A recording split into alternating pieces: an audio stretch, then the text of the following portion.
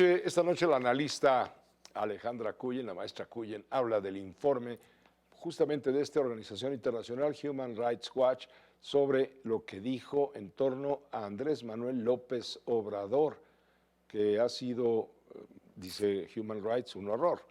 La organización señaló un retroceso democrático en su gobierno. Alejandra, buenas noches. Vamos directo. Qué gusto verte, querido ¿Cómo Pepe. estás? A ver. Saludos a Palenque. Saludos a Palenque y en este caso no con buenas noticias para él. Claro, él va a decir que tiene otros datos, pero me parece muy relevante ver este estudio de Human Rights Watch, al que prácticamente callaron a lo largo de los últimos 6 años.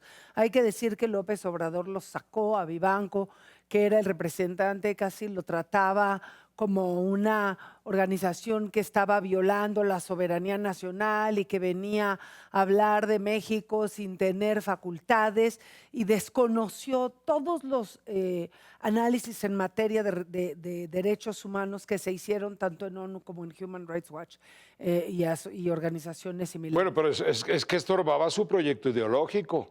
No, bueno, no solo su proyecto ideológico, su forma de operar.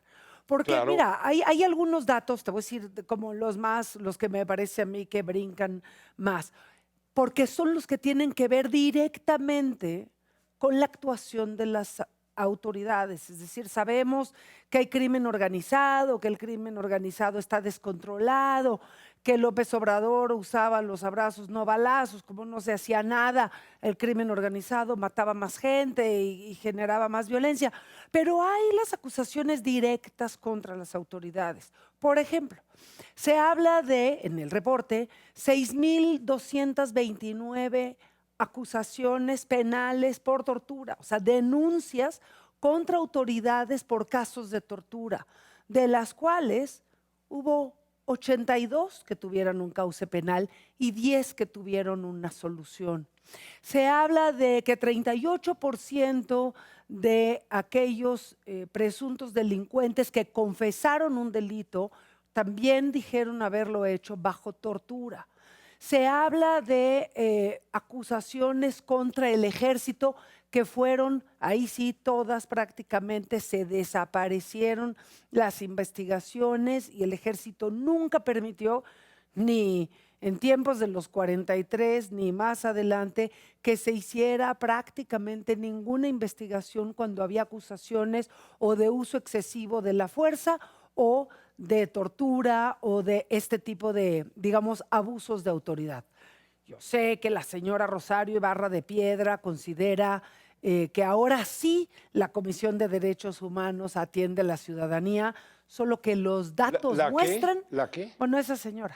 No, es que Rosario Ibarra de Piedra, existió prefiero. una Comisión Nacional de los Derechos Humanos, me acuerdo. Ay, sí, que la que se dedicaba a hacer las acusaciones. Exactamente. Y ahora, ¿esa comisión qué? No sabemos qué hace. Anuncios en el radio porque tiene anuncios. De Morena, no sé, ¿qué No, protege? y tiene anuncios y luego anuncia su Pero propia ¿cómo es posible propaganda? que una gente de esa naturaleza esté en un puesto clave, estratégico, Pues yo te por diría- necedad de López Obrador? Pero yo te diría, sí, llegó ahí por necesidad de López Obrador, pero se quedó ahí con la venia de Claudia Sheinbaum, Pepe. Perdóname, me parece que este gobierno que pudo haberse deshecho, hay que decir que Claudia Sheinbaum se decía que tenía a una candidata que tenía un perfil mucho más aceptable para la comisión, que fue la comisionada en la Ciudad de México, y pues no supo Nayeli, ¿te operar refieres a? políticamente, haya sido, como dice el clásico, no lograron cambiar a Rosario Ibarra, que hoy tiene estos anuncios en el radio diciendo que la percepción de la población es que la Comisión de Derechos Humanos atiende sus denuncias. Lo cierto es que los números no le dan la razón y que la prisión preventiva creció incluso el número de delitos por el que se le puede aplicar y que seguramente en pocos años tendremos el siguiente reporte, porque este llega hasta 2024, donde veremos si realmente hay una reducción en desapariciones, en tortura, en abusos de autoridad y si hay algún tipo de mejora en los procesos penales. Según el reporte de Human Rights Watch, llegas a 16% de las denuncias que realmente tienen Bueno, algún causa en la justicia penal. ahí está el diagnóstico. La situación es por demás grave y no exagero al decirlo de este modo. Pero, ¿cuál sería la solución? ¿Por dónde pasa la solución? En este contexto actual, real, donde el Poder Ejecutivo agrupa todos los poderes de acuerdo con la Constitución, incluido el judicial, que le faltaba, y desde luego el Poder Legislativo, donde prevalece la mayoría. ¿Qué podemos hacer en esta realidad? Cuando por ahí se levantan voces que quieren fundar otro partido, otra alternativa. ¿Cuántas veces hemos oído lo mismo? Y hoy le tundieron muy duro justamente a los abajofirmantes de ese desplegado. Lo hizo la presidenta diciendo, pero ¿cómo Luis Carlos Ugalde está promoviendo este partido? Si él fue el del fraude que no, en 2006 que no nos dio la presidencia.